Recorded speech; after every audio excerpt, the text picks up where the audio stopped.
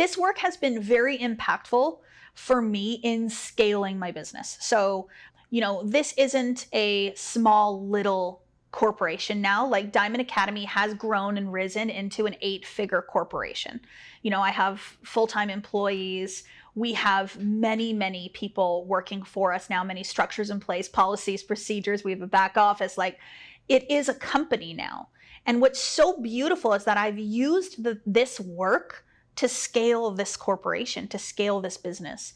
And I think people try to separate manifestation and business. But what we have to understand that my business is a direct reflection of the work that I've done on myself through manifestation or personal growth and development and spirituality. So if you're interested in learning how to apply these principles to scaling your business, I'm going to share a little bit today about how this work has allowed me to step into a grander version of myself that accomplishes and achieves more, but just in a ease and flow way or an effortless way. Not zero effort, but effortless. I think the most impactful part is to understand that your business will never scale past the identity of who you think you are.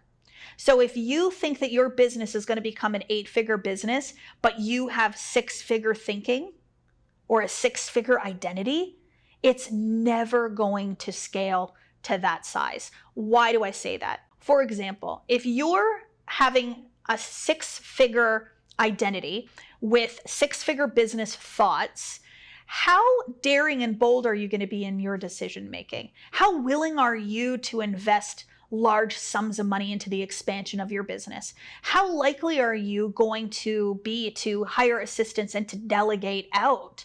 Unlikely. And this is one of the things that I see a lot is as soon as business starts to move and more money starts coming in, more sales are coming in, the business starts to grow.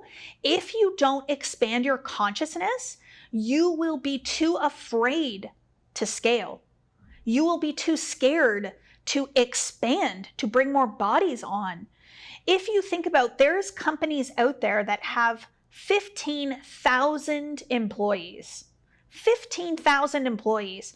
That requires that CEO to think a certain way, to accept a certain level of responsibility, and to believe in themselves and their leadership at a certain capacity. So if you're an entrepreneur and you're starting your business today and you're a lone wolf, I was a lone wolf when I started this company in January of 2020. It was me, myself, and I. I did everything in the business. So if you're starting your business as a lone wolf today and it's just you, that's great. But there will come a time, if you want to continue to scale, that you're going to have to think about it. Okay, what's the next position I'm going to hire? Who's the next person I'm going to bring on? And then you're going to take some of the profits and move it into hiring that next person. So there is a lot of identity work that is necessary for you to be able to step into the energetics that are required in order to scale a business. And if you're too afraid to hire an assistant because you're not so sure the sales are going to come, you're not in the right way of thinking right off the bat. You're in doubt that the business will grow. So now for me, I make decisions based on the expectation of what the next level of growth is. So my business today is here, and I would like my business to go here tomorrow. And once my business is here, what other roles do I have in place? Who else do I have helping me? What is the next assistant that I get? Or what is the next coaching position that I'm going to hire? So yeah, you've got your organizational chart for the way your business looks today. But do you have a $12 million organizational chart? Do you have a $100 million organizational chart? Do you have a $1 billion organizational chart? Because I've mapped all of those out for where I'm going. And it's evidence of where your thinking is. It's evidence of your mindset and your ability to expand.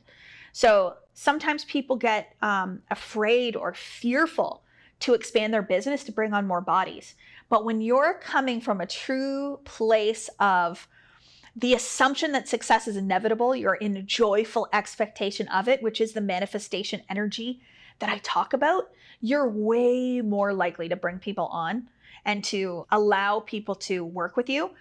A beautiful example of this was, I will never forget, the first member of my team that decided to quit her full-time job. So A lot of people started on my team at the beginning that had other careers. They had other sources of income coming in. And my business or their role within my organization was kind of like a side thing. And so that made me feel safe. And yeah, it made them feel safe too. But as we started to grow and we started to expand, I started to realize that I actually really want people that this is their everything. Like they love this. They have the time and the space. And I wanted people to actually make like a really great living as part of my organization, not just a side thing, like really make a good living. So when I started to call that experience in and raise up into that identity, I will never forget when one of my team members messaged me and she's like, okay, I think I'm ready to quit my full-time job. And I noticed in myself, I was like, oh gosh, like she's going to quit her full-time job and she's going to do this full-time. This is going to be like her thing. And I was like, yeah, you know what? This is the right thing. Yeah, you should do that. And I noticed in myself when I doubted it a little bit. And now I'll notice somebody comes in and they're like, they have like a part-time job or something. And I'm like, oh, you'll be quitting that in no time, Like I just have this knowing now about my business and how it supports people and how it impacts people. But that's the manifestation energetics to help you to scale your business, is to understand that it's going to require you to become a different version of you. You can't stay the same and expect the business to grow. So that's what I mean when I say that like my business is a direct reflection of my own growth.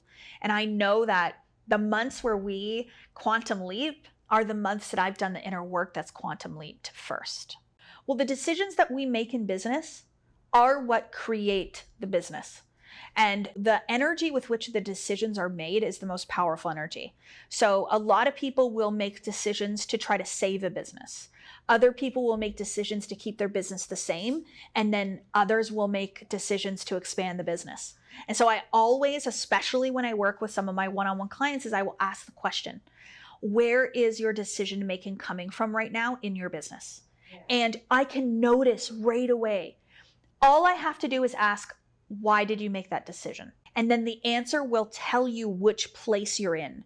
So if the decision is, oh, I did it because I think it's going to grow my business, I can tell that you're in a growth mindset. You're in an expansion mindset. You're thinking from possibility. But if you say, oh, well, things haven't been going that well right now, so I've made this decision to kind of keep things the way they are, to settle it down, to keep it from going the other way, I can tell that you're in a kind of like a plateau and an energy where you want it to stay the same. But even worse, and I'm not saying this in a judgmental way, but I'm just saying it's creative energy, is if you think your business is a problem that needs fixing, or you think your business is going backwards, or you're afraid that it's not growing, you start making decisions from the save it place. I need to save my business. And then you're in lack and limitation. You're no longer on the creative plane. You're no longer in possibility and potentiality.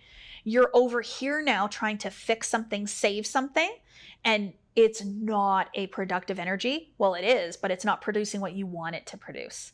It's producing something different. So I always will ask people in your business, especially if you want to scale it, are you making the decisions that scale it, or are you making the decisions that keep it the same or actually have it going backwards? And the other piece too is, and I've used this example in the podcast before, but I think it's so relevant. How willing are you to do the uncomfortable things to scale your business? With manifestation, we have to prepare for the manifestation. They call it digging the ditches, which I don't know where that analogy came from. But to me, it's preparing for my manifestation. So if you want your business to scale, you have to prepare for the scaling. You have to prepare for the 100 more sales you want to come in, the 1,000 more sales you want to come in. And in preparing for that is likely going to be more administrative support. It's going to maybe be more staff members. It's maybe going to be that you have to buy more inventory. So how willing are you to do the uncomfortable things in the expectation the manifestation is going to come? So a restaurant, like they renovate a restaurant, they fill it with furniture, they hire a chef who fills the kitchen with sous chefs and servers and the greeter at the door. Everything is set up and planned for the expectation that however many seats you have in the restaurant will be filled with people enjoying the beautiful meal. So If you're not willing to hire the servers and get the furniture and put the food in the fridge, then how is your business possibly going to scale to where you want it to go? And this work, mindset work, spiritual work, identity work, is the very thing that is going to set your consciousness up to make the decision to hire the people, to set up the business. And it doesn't mean that you're going to go do it all tomorrow and go spend $1 million. Like my business spent me it probably cost me under 50,000 from scratch to launch my coaching business. And a lot of that was personal growth and development in courses for myself. And so actual like capital required to start my business was very, very low. And now it's built into this multi-million-dollar organization.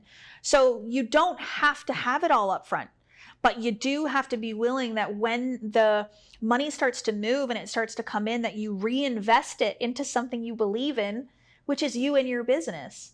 And so we've been doing a lot of reinvestments lately. We always put money back into Diamond Academy. It's because I really believe in the power of it. And scaling isn't a bad thing. It's actually a very, very powerful tool to be able to serve more people. But you've got to be confident. You've got to believe. You've got to be bold. You've got to be daring. You've got to ask for more. We were talking about this on the drive over this morning. Like, am I asking for what I want? Or am I just like beating around the bush, hoping that maybe somebody figures out that I want it? No, we've got to go out and ask it. So manifestation and the scaling of your business is very, very powerful work that will coincide with one another. But you've got to be willing to make different decisions. I actually saw a quote come across the TV the other day, and it said, "I'm willing to do what most won't, so I can live the life that most don't." And that's what I truly believe is powerful with this work, but not in a way of the hustle, the grind, the burnout, the stress, the overwhelm, the highly toxic masculinity. It's about the balance. It's about the feminine with the masculine. And it's about me ascending into my greatness in such a beautiful way. Something else that I have noticed in business with many of the one-on-one clients that I've worked with and business owners that have come through many of my courses and programs is the inability to relinquish control. So if you think that you are the best at what you do and nobody else can do it as good as you, how are you ever going to scale your business? You have to trust other people. You have to allow others to be able to support you. I just did a live masterclass on YouTube called Open to Receive. And what was so interesting about that class was one of the biggest awarenesses a lot of the participants had was that they're not open to receive, and they became very aware of it because they don't let people help them. So if you clean your entire house and you make all the meals and you run all your business and you do your social media and you don't let anybody else help you with any of that, and you feel like you have to do it yourself, you are in a state of trying to control outcomes and not understanding that the outcome isn't controlled by the sole act of you doing it. The outcome is controlled by the vision that you're casting. This is very different. So with Diamond Academy, I have a lot of people doing a lot of things. And yes, I have at one time done every single role within the organization, I would say. I've been a virtual assistant. I've managed the contracts. I've sent out invoices. I've done things for the lawyers with legal. I've sold. I've posted to social media. I've pretty much done everything in my business. But in order for me to be able to scale, I had to understand that it's not about me having my hands on it and controlling it and making sure that it's perfect, but believing that there is somebody else that can do the job actually better than I can, that I could give them an income opportunity through, and they could become a vessel for this work as well through working in Diamond Academy. And so that is something that I have noticed, is that a lot of people in business aren't willing to relinquish the control. And where does that come from? Like, where does this need to control outcomes in situations happen? It's the inability to trust others. It's the inability to let and surrender. It's the inability to trust that someone may be better suited at the role than you. But one of the greatest things with my business that has supported me so much is when I've sought experts to come into my business and to help me. Like my marketing now, like I'm not a marketing guru. Like I don't know about SEO and Google and the website and keywords. I have a surface level understanding of all those things, but I went out and sought someone that I was an expert in this area to come and support me in my business so that I could have the best marketing department within my organization. And so I had to let and surrender and say, okay, you've got this. Like, you know what you're doing. You can do your best. And so I still cast a vision, right? So anybody that works on my marketing knows what Kathleen desires, what she loves, what her goals are, what the vision is for the organization, and they align to that vision. And so it's more about controlling the vision that you cast and less about controlling the actual acts and outcomes of other people.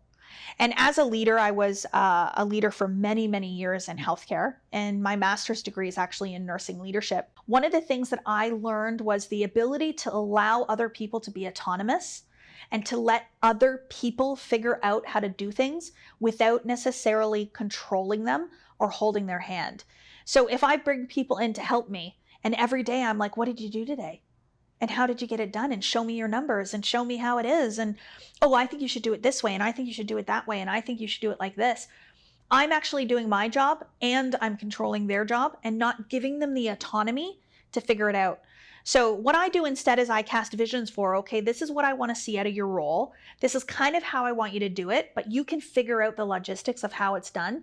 You can decide what hours of the day that you work. You can figure out how you want to do the mechanics of this task. As long as the outcome is XYZ, a metric or a KPI or a standard or a goal that we've set for the role, I really give people the autonomy to do it in a way that feels good for them. And it does mean that I have to trust. And so sometimes what I will do with my team is I will send them messages that say things like, I just want to let you know I believe in you. I believe that you know what you're doing. I believe that you are capable. And I believe that you are someone that can do even better in your role if you want to, whatever that means for you. And what that does for them is it gives them the autonomy. It gives them the belief that, hey, this person that I'm working for, my leader that is here to see me grow, believes in me. Wow, it plants a seed in them to believe in themselves more. But what it also does for me is it allows me to relinquish control. So it allows me to believe in them, to trust them, and to try not to control them as much. But then I do notice and I pay attention to times where my masculine energy might be more needed.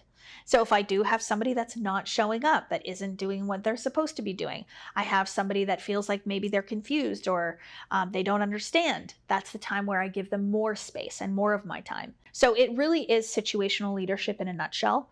And truly understanding that every person likes to be led in a different way. But the more I get to know my team and what they like and what they don't like and how they work and who works better, it allows me to change my leadership style in the moment. And so I might be a little bit more feminine and I might be a little bit more masculine, more go with the flow, sometimes a little bit more, oh, okay, we're doing something for the first time. Maybe we need to control a bit more. But it all comes down to who I'm being, and my business will be a reflection of that. So I hope that these little tips on scaling your business and how you can apply this work to that will be helpful for you. And remember that the limit does not exist.